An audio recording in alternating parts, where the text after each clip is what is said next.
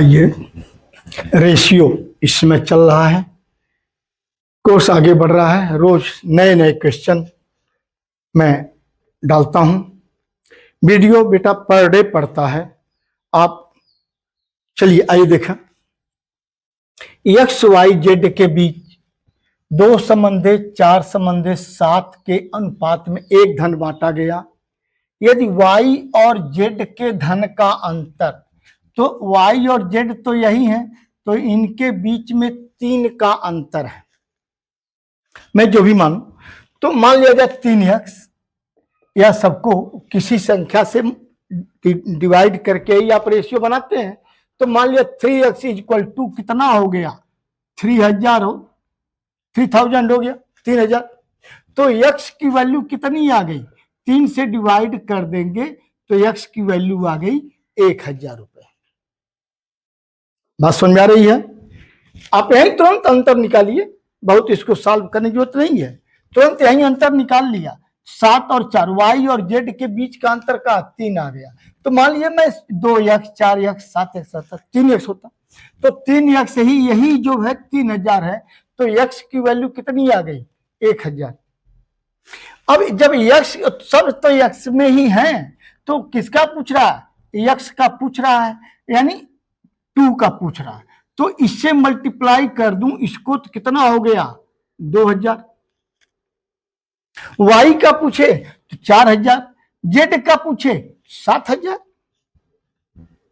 हमें उम्मीद है अब रेशियो आपको इजी हो गया होगा। यदि मेरा सारा वीडियो आपने देखा होगा, बहुत सारे वीडियो पढ़ चुके, और डेली नए नए मैं क्वेश्चन लाता हूं। अलग अलग प्रकार के क्वेश्चंस रहते हैं कि आपकी हर प्रकार की समस्याओं को मैं सॉल्व करूं, कि इससे संबंधित एग्जाम में कोई क्वेश्चन आपका छूटने न पावे। क्योंकि आपके एक अंक का महत्व मैं जानता हूं, कि एक अंक का महत्व क्या होता है, वो तो वह जानता है जिसका एक नंबर से कहीं सिलेक्शन रुक जाता है, तो वह अच्छी तरह जानता है कि एक नंबर का महत्व क्या होता है। तो मैं चाहता हूं कि आपका एक भी नंबर का क्वेश्चन छूटने न पाए। आइए हम लोग देखें नेक्स्ट क्वेश्चन।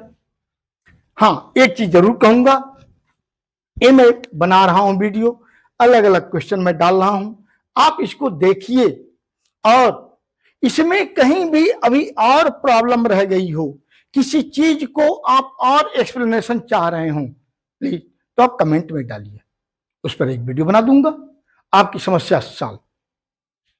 मैं आपकी समस्या के लिए ही तो खड़ा हुआ हूं, तो कहीं भी अभी कोई जरूरी नहीं है। और इस ऑनलाइन में बहुत अच्छी सुविधा है। वीडियो पर क्लास में कुछ बच्चे होते हैं बेचारे शर्माते हैं कि यार कैसे पूछूं, अभी लोग क्या कहें, नहीं, लेकिन चलो भाई, टीचर तो इसको अच्छा मानता है, जितना ही लड़के क्वेश्चन करते हैं टीचर इसको अच्छा मानता है, लेकिन चलो भाई मैं मानता हूं आप शर्माते हो। जो लड़का कमजोर है, आप अपने घर में बैठ के वीडियो देख रहे हो, बस कमेंट डाल दो, कोई भी प्रॉब्लम है आप कमेंट डाल दो, उस पर एक वीडियो बन जाएगा, आपकी प्रॉब्लम सॉल्व। लेकिन आप बराबर जब वीडियो देखेंगे तब, यदि आप सब्सक्राइब न किए हो प्लीज सब्सक्राइब और बेल आइकन दबा लीजिए, जिससे कि मेरा नोटिफिकेशन तुरंत आपके पास पहुंचे और मेरा वीडियो डेली का डेली आप समय पर देखते रहें और अपनी प्रैक्टिस खूब करें, जिससे कि आपकी स्पीड बढ़े। आइए नेक्स्ट क्वेश्चन देखा जाए। 12, 16, 20, 24, 34 संख्या क्रम में प्रत्येक में क्या घटाएं कि वह एक दूसरे का समानुपाती हो जाए। 4 संख्याएं दी गई, 2 देता और फिर रेशियो देता तो थोड़ा आसान रहता, लेकिन आइए कहीं कोई कठिनाई नहीं है। तो मान लिया जब मैं x घटा रहा हूं तो 12 में से x घटा दीजिए, रेशियो 16 माइनस x कर दिया, और प्रोपोर्शनल 22 माइनस x कर दिया, और रेशियो 34 माइनस। तो आप क्या कहते हैं, प्रोडक्ट ऑफ एक्सटर्नल टर्म, वह है पदों का गुणनफल, यानी बाहर बाहर की जो है आप उनका मल्टीप्लाई कर लिया। तो मल्टीप्लाई किया तो 12 का गुणा 34 में करूंगा तो कितना हो गया, 34 से सीधे कर लूं, 34 दूनी 68, 6 और 34 एकम 34 और 6 40, ये कितना हो गया 408 हो गया। 34 और फिर 34 का मल्टीप्लाई -34x कर दीजिए, तो 34 का तो गुणा कर दिया, अभी x रह गया, तो माइनस माइनस का गुणा करेंगे तो प्लस एक्स स्क्वायर हो गया, और फिर माइनस का गुणा इसमें तो -12x हो गया। ये तो ए टर्म पूरा हो गया। अब आइए चलते हैं इसमें, 16 दूनी 32 3 और 16 दूनी 32 3 35, 16 एकम, मैं पहले विस्तार से, जब भी मैं करता हूं पहले विस्तार से आपको डिटेल में समझाता हूं, फिर उसके बाद कहता हूं बेटा यह चीज यहीं से 60 मार दो, डायरेक्ट यहां से करो, लेकिन पहले आप डिटेल में समझें। तो 16 दूनी 32, 32 3 35 और 16 का, फिर इसका मल्टीप्लाई करूंगा तो कितना हो जाएगा -22x, और x माइनस माइनस का गुणा करूंगा, तो अब यहां देखें एक्स स्क्वायर इधर, एक्स स्क्वायर इधर है ना, और दोनों के साइन सेम है, तो जब सेम है तो इधर आएगा तो माइनस हो गया, तो एक्स स्क्वायर तो पहले आप यही काट लीजिए, ठीक है। अब आप यहां देखें 22 और 16 38, यही काम तो हुआ है, यही काम 22 जो मिडल टर्म है 22 और 16 38, यही तो आया है। फिर यहां भी आप देखें 12 और 34 46, चलिए यहां देखा जाए तो 34 और 12 46x, यही तो आया, और इनका हम अंतर निकाल देंगे 46x, और इनका पहले इसी को हम कर लें, कितना आ गया 8x, 38 और 46, और यहां पर देखें जो आपने गुणा किया था सीधे सीधे, अब डायरेक्ट में हम ले जा रहे हैं, आपको विस्तार से समझा दिए, अब 60 में आपको ले जा रहे हैं कि आप जल्दी से करें। अब इसका और इसका y पद का इसका गुणा कर लिया तो 34 दूनी 68, 34 से कम 34 6 40, यह और यहां 16 दूनी 32 3, इनका अंतर निकाल लीजिए तो कितना हो गया 6 2 8 और 35 5 40, तो x इक्वल टू कितना आ जाएगा 7, 7 ही तो घटाए थे, क्या घटाएं, एक सही तो घटाए थे ना, क्या घटाएं 7 घटा दें।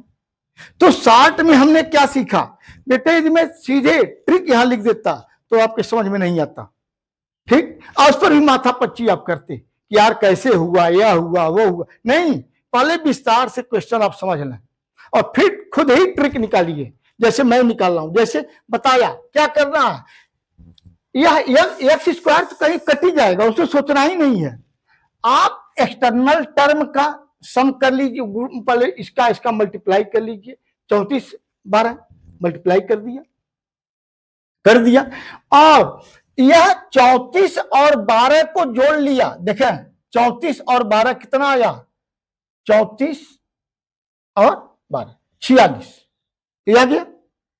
फिर वहां भी मैंने किया, ये जो 22 और 16 इसी को मैं ऐड कर लिया, 22 और 16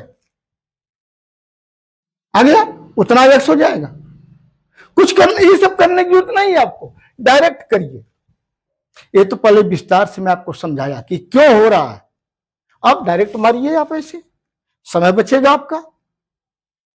नेक्स्ट क्वेश्चन आज देखा जाए, एक स्कूल में विज्ञान कला वाणिज्य के छात्रों इतना है अनुपात, यदि छात्रों की संख्या इतने बढ़ जाती है, अच्छा बढ़ेगी, तो जब ये बिल्कुल यानी जैसे अभी साधारण ब्याज चौधरी ब्याज समझाया कि 30% बढ़ जाए, लाभांश समझाया कि बढ़ जाए, तो जितना है तो पूरा है ही है, उसके बाद 30 बढ़ेगा तो कितना हो गया, या 130 हो जाएगा या 120 हो जाएगा, और वह कितना हो जाएगा 140 हो जाएगा, है ना। तो सबके लास्ट में 0 है तो 0 पहले ही कैंसिल कर लो बेटे, पहले ही खत्म कर दें। अब आराम से अब जैसे हैं उनका कर दीजिए। अब इसका 13 चौका 52, 12 पच्चे 60 और 14 सत्ते 98। पूछा क्या है, नए छात्रों का अनुपात, ये नहीं पूछा है, ये बढ़ेंगे, बढ़ने को दिया, ये अनुपात ही बढ़े, तो जैसे है उसे मल्टीप्लाई में कर दिया, इनका 100% छोड़ दिया। क्यों? डेसिमल सब बराबर ही आएंगे, प्लेस पर आएंगे। पूरा करूंगा, समय लगेगा ना। जैसे 4 है तो 4 का मैं करूंगा 130/100, ध्यान दीजिएगा। तो 13 चौका 5.2 इसमें भी आएगा, यहां भी आएगा 6.0, यहां 9.8 यहां भी आएगा। तो सबका सेम है, क्या जरूरत ये सब करने की, छोड़िए, बस यहां भर बैक कर लिया, ठीक है। और यहां से सीधे इनका जैसे है वैसे मल्टीप्लाई कर लिया, तो नया रेशियो। अब मैं देख रहा हूं रेशियो में कहता हूं ये सही रेशियो नहीं है। रेशियो क्या होता है? सिंपल फॉर्म, यानी वो प्राइम नंबर होते हैं, फिर आपस में कोई काट नहीं सकता, उसको कहते हैं। अब 2 से सब कट जाएंगे, एक किस तरह हो गया 26, 30 और 49। कोई कमजोर लड़का है तो कह सकता है कि सर 26 और 30 तो 2 से कट जाएंगे। हाँ बेटा कट जाएंगे, लेकिन 49 जो भी काटना है, एक ही संख्या से सभी जितने टर्म्स हैं सबको काटना है बेटा, किसी 2 को और 1 को नहीं काट सकते, जितने टर्म है सबको काटना है, ठीक है। आइए, यदि किसी स्कूल में हिंदी और अंग्रेजी के छात्रों का अनुपात 4:5 है, अगले वर्ष हिंदी भाषी छात्र 40, अभी समझा के ऊपर आया हूं तो वृद्धि हो गई तो कितना हो जाएगा 140 हो जाएगा।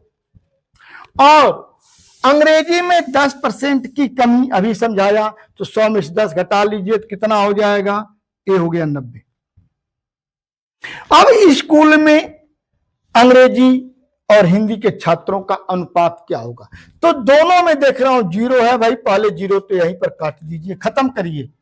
अब जैसे अनुपात वैसे मल्टीप्लाई कर लीजिए, तो 14 का गुणा 4 में 14 चौका 56 और 9 का गुणा 5 में 45, ये नहीं कटेंगे आपस में, जैसे है वैसे छोड़ दीजिए। तो नया अनुपात कितना हो जाएगा 56:45, ठीक है। आइए नेक्स्ट क्वेश्चन देखा जाए। ए और बी के आय का अनुपात 3:5 और व्यय का अनुपात 2:7 है। यदि उनमें से प्रत्येक ने माह के अंत में 22,200 रुपए का बचत किया हो, तो ए और बी के आय का अंतर रुपए में क्या होगा? एक चीज बताइए, मैं पहले ही रेशियो जब शुरू किया तभी बताया कि रेशियो कैसे निकाला जाता है। आप जो भी कुछ रहा होगा, किसी एक संख्या से डिवाइड करके मल्टीप्लाई करके हम रेशियो बनाते हैं। तो डिवाइड कर दिया तो क्या हुआ, तो मान लीजिए x से डिवाइड किए हों तो कितना हो गया 3x और a हो जाएगा 5y, रेशियो में रख लेता हूं 5x, सॉरी x से इसको डिवाइड किए थे तो पूरा हो जाएगा, x से मल्टीप्लाई किया तो 3x और 5x, ए आय का हो गया। इसी x से तो गुणा इसको नहीं कर सकते क्योंकि अब ये दूसरा टर्म है, ए आय का था, ए व्यय का था, भले ही वो सेम ही हो लेकिन हम x नहीं लिख सकते। मान लिया जाए y से इनका जो है 2y और इनका 7y हो, इनका व्यय का अनुपात a है, टोटल व्यय इनका 2y है और इनका 7y है। उनमें से प्रत्येक ने माह के अंत में 2200 रुपए बचाया। एक चीज बताइए, आपकी बचत क्या होती है? आय में से व्यय को घटा दें, बचत हो गई ना। तो आय में से तो ए का क्या है, आय कितनी है 3x और ऋण 3x ऋण 2y, ये हो गई। तो इनका भी कितना बच गया 2200 रुपए बचा भाई, इनका 2200 ए का। और बी का भी मैं देखूं तो आय कितनी है 5x है, व्यय कितना है 7y है और इनका भी बच गया 2200 रुपए। तो जब दोनों का एक पक्ष बराबर है, यानी यह भी पक्ष बराबर तब होगा। इसका मतलब मैं कह सकता हूं कि 3x ऋण 2y बराबर 5x ऋण 7y और यह बराबर सबके किसके हैं 2200 रुपए के। है ना। तो मैं अब इतना पहले सॉल्व कर लूं, इतना पहले सॉल्व कर लीजिए। एक्स को एक तरफ कर लीजिए, वाई को एक तरफ कर लीजिए। तो इस 3x को मैं उधर ले जाऊं तो माइनस हुआ कितना हो गया 2x, और इसको मैं इधर लाया प्लस हुआ कितना हो गया 5y। इसको इधर लाया 7x2 गया 5y। अब x और y का मैं रेशियो बनाऊं तो अच्छा यही बराबर हो गया 2200 रुपए। कितना हो गया 2200 रुपए हो गया। देखिए बहुत इजी में आपको समझा रहा हूं। अब जब सबका x की वैल्यू कितना हो जाएगी भाई, तो x की वैल्यू हो जाएगी 2200 बट्टे 2 यानी हो गया 1100, और y की वैल्यू कितनी हो जाएगी, यानी मैं कह सकता हूं 5y बराबर 2200। तो y बराबर 2200 बट्टे सॉरी उसमें दिख नहीं रहा होगा। हाँ बेटे दिख नहीं रहा होगा, फिर मैं ऊपर ले लेता हूं इसको, वहां दिख नहीं रहा होगा, मैं ऊपर लेता हूं बेटा इसको। एक क्वेश्चन मैं समझा चुका हूं, इसको मैं इरेज कर दिया। इस क्वेश्चन को मैं यहां समझा लूं क्योंकि वहां दिखेगा नहीं इसमें।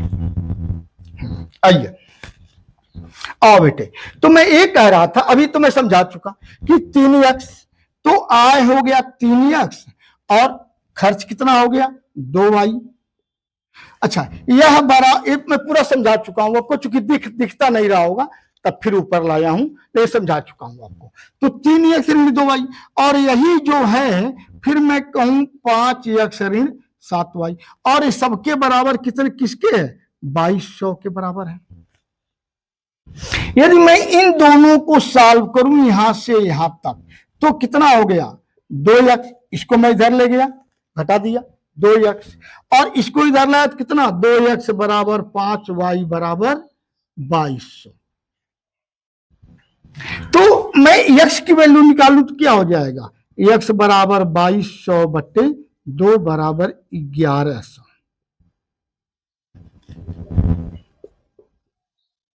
और y बराबर क्या हो जाएगा 5y बराबर 2200। तो 5 से डिवाइड किया तो 5 चौक का 20, 5 चौक का 20।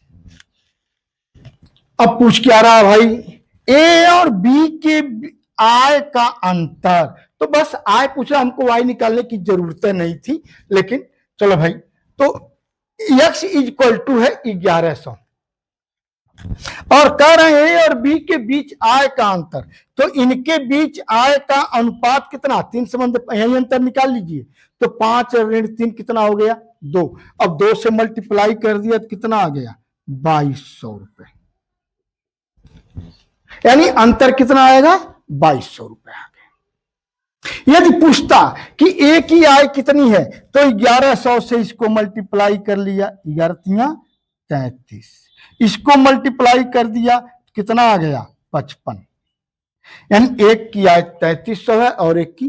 पूछता कि ए का व्यय बताइए तो वाई वाला 440 यहां आया हुआ है, इससे मल्टीप्लाई करिए, ठीक है।